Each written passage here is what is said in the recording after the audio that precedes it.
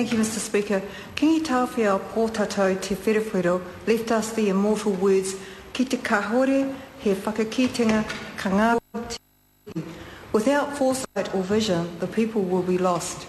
At this time in the third reading of the Canterbury Earthquake Recovery Bill, it is important that we consider those words as we evaluate all the checks and balances that have been built and have provided sufficient opportunity for the to come forth.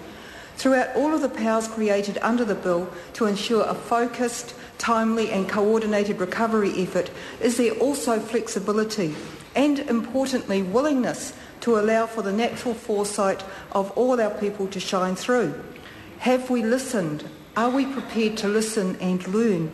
The bill specifies that the powers legislated into Parliament today are mainly reserved powers, only to be used if they are necessary.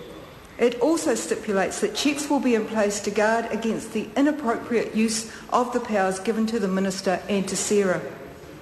Like other parties in this House, the Māori Party cannot emphasise enough just how critical it is that these powers are only exercised in accordance with the purpose of the Act and only if reasonably necessary. And I guess if there is one overriding consideration that might guide us all in our deliberations, it will be to reflect on the simple yet bold tribal proverb that Te Rūnanga o Ngaitahu suggests for the recovery of Christchurch. Mō tātou mō ka uri a muri ake nei, for us and our children after us. It was in this sense that the Māori Party has appreciated the very clear endorsement from Ngaitahu for this legislation as an important step in pursuing the vision of Christchurch becoming a global city with a strong, vibrant community that provides for our grandchildren and their grandchildren. It is essential that we consider this bill as one step along the journey of a long lifetime plan. This was not a usual event, an event by which the normal powers of local government authorities could be applied to reorganise and rebuild. Mr. Speaker, how will any of us ever forget these last 2 months of our lives? Lives interrupted by an event of such catastrophic proportion that even now it is hard to believe it happened. The physical disruption to our lives, the ongoing frustration of normality disrupted, has been of a massive scale. As has been said previously, the earthquake of 22 February 2011 has altered the course of history for Christchurch and for our nation. But the crumbling bricks and mortar, the devastation of homes in ruin, the ongoing impact of the demolition of buildings, as severe as these effects are, all pale in comparison to the inconsolable grief of families mourning for those lost in the quake. We remember the extraordinary outpouring of anguish that washed over us all as we attended tangihanga, observed 2 minutes silence at the National Memorial Services, and simply listened, watched, read the very real human stories of heartache. But now we must move forward, remembering to honour all those who lost their lives. There is no question the powers being conferred on central government through both the Canterbury Earthquake Recovery Authority and the responsible minister are extraordinary. But we agree with Te Rūnanga o Ngaitahu. Extraordinary powers are warranted by the extraordinary circumstances. Quote, a narrower set of powers would result in an inevitable amount of case-by-case management of the recovery effort, creating delays, uncertainty and contributing to community frustration, unquote. And so the Māori Party is backing this bill as we believe it is essential to establish a clear overall direction for the recovery efforts. We agree with the necessity of producing a mandatory recovery plan for the Christchurch Commercial Business District within 9 months of enactment, and that this recovery plan should then be read into statutory plans.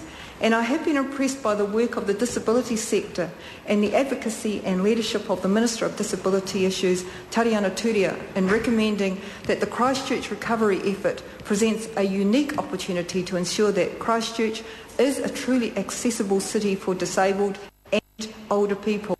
So the Minister Brownlee has agreed to Honourable Ruth Dyson's SOP. I want to talk about representation, which is perhaps the most critical factor underpinning the recovery of Christchurch. Ngāi Tahu made the point in their submission that there is a distinction between statutory participatory rights and community leadership. There must be a collaborative working relationship between the authority and community leadership that is close, open and generates innovation. The purpose provisions of the bill are explicit in their direction that community participation must be planned for in order to restore the social, economic, cultural and environmental well-being of Greater Christchurch communities. The Community Forum and the Cross-Party Forum are fundamental in the way in which these relationships will be activated. We must act in ways which demonstrate the saying, he waka e kia noa, a canoe which we are all in with no exception. There can be no exceptions. The need for this bill to work cannot be understated. We must, in this Parliament, provide the appropriate measures to ensure that Greater Christchurch and the councils and their communities respond to and recover from the impacts of the Christchurch earthquakes. As Ngāi Tahu put so eloquently, the community is the recovery. The identity, strength and vitality of Christchurch is in the hearts of our people. We must not falter in the steps we take. Our future as a city, as a nation, will depend on the quality of the relationships and the collaboration with Sarah, local and central government and the wider community. The Māori Party supports this bill as we support every effort of all the parties involved to plan for the rebuild process and to make the appropriate decisions which will help to protect and preserve the well-being of whānau. Nikki Wagner. Mr Speaker, I support this bill and look forward to the recovery